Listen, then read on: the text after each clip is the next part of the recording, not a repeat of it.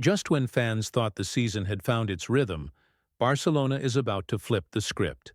One of the most talked about changes in recent months is finally about to hit the track. The revision to front-wing regulations is here.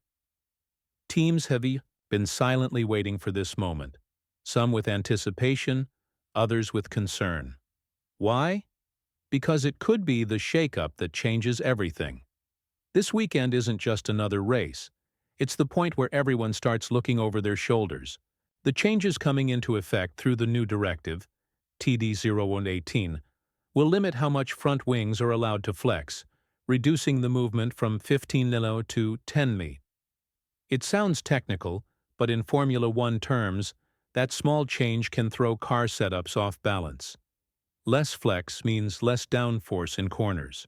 Less downforce often leads to slower lap times, more tire wear, and a sudden shift in competitiveness. The controversy began early in the season. The FIA had already clamped down on rear wing flex back in China. But now, it's the front of the car that's under scrutiny. Ever since the first race in Australia, concerns were raised about certain teams possibly pushing the gray areas of the rulebook. Now, the FIA has decided to respond firmly. Whispers in the paddock have pointed fingers at McLaren. Some believe they've been running closer to the edge of what's allowed.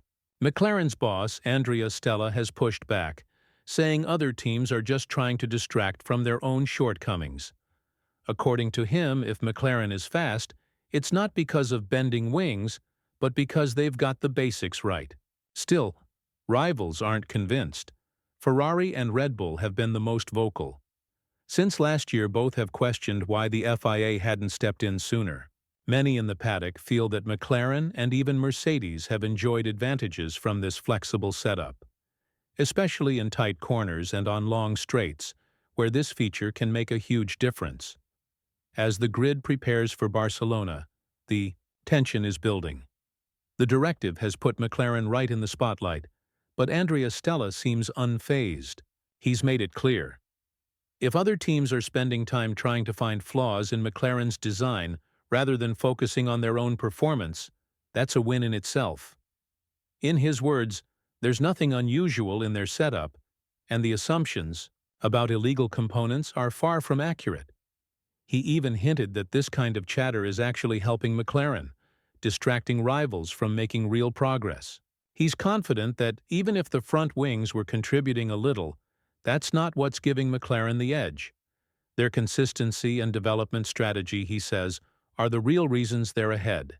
And judging by recent races, he may have a point. Meanwhile, Ferrari has taken a very cautious approach to their car's aerodynamics.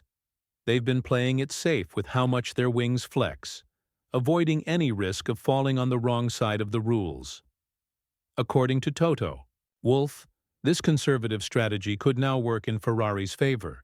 The upcoming front wing changes might not affect them as much, and that could push them closer to the front of the grid.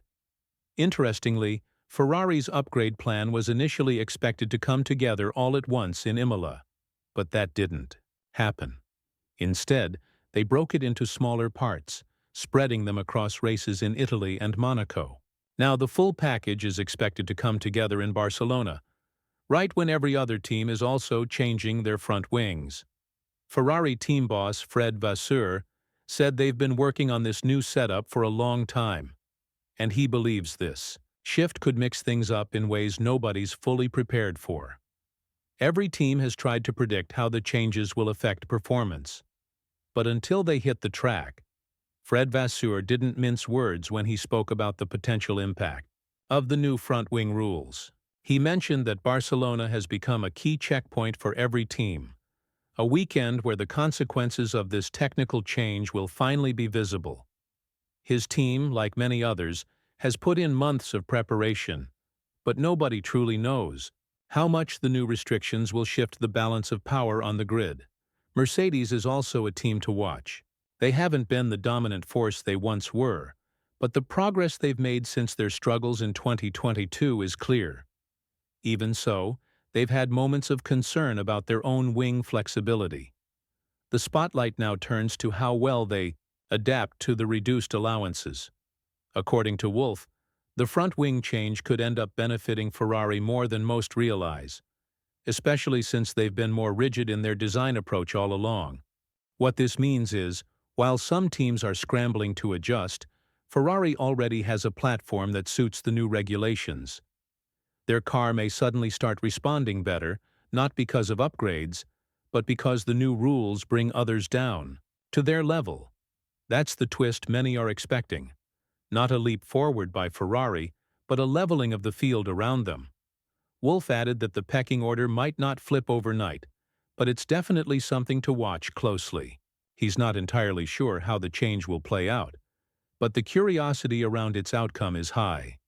He also pointed out that no one really knows if the shift will impact tire wear or top-end speed, but with front wings playing such a critical role in airflow and downforce, the effect could be more than people are currently predicting. All eyes will be on Friday practice when teams finally reveal their updated front wings. That's when we'll begin to see who's gained and who's been caught out. Right now, most of the speculation points to McLaren being the most affected by the regulation change. But there's another layer to the conversation: their tire management. Some teams have suggested that McLaren's real edge hasn't just been about aerodynamics. Instead, it might have come from how they've been keeping their tires within the optimal temperature range for longer. This theory gained traction after rumors surfaced that McLaren might be using special materials, phase-changing compounds, in their setup. These materials could potentially help maintain tire heat more efficiently, allowing the team to extract better performance and life from their rubber. The idea isn't entirely new in motorsport, but using it this effectively would raise eyebrows. The FIA didn't stay silent. They issued a reminder to all teams, clarifying what is and isn't permitted when it comes to tire cooling techniques. Since then, it's been observed that McLaren has lost a bit of their edge, especially in the last race at Imola. The advantage they once held over Verstappen has narrowed, sparking questions about whether the regulations are already having any indirect effect. Now, with the gap between Piastri and Verstappen down to just 25 points, the championship battle is wide open. For Max, having two McLarens splitting points ahead of him could end up working in his favor. It's a rare scenario. Usually one main rival stands in the way. But this time, there's a teammate dynamic in play that might complicate McLaren's title hopes. There's also Ferrari's position to consider. They've long been known for having a strong base car, but they've struggled to bring out its full potential. If the upcoming changes suit their design more naturally, they might finally rise to the front consistently. Barcelona could mark the start of something bigger for them. Experts have weighed in on the situation as well, including Bernie Collins from Sky F1, who brings valuable insight thanks to her background as a former Aston Martin engineer. She explained how crucial the front wing is in shaping how air flows around the car. Since it's the first component to meet the air, its stiffness directly influences the aerodynamics of the entire vehicle. With the new rules requiring stiffer front wings, cars are expected to lose some downforce. This change may lead to reduced grip in corners, especially in low to medium-speed sections of the track. The effect? Less cornering speed and possibly a drop in overall stability. This shift might also impact the top speed on straights, where drivers rely on aerodynamic balance to push limits. Collins raised some important questions. Which teams will struggle to adapt? Will the change cause increased tire wear?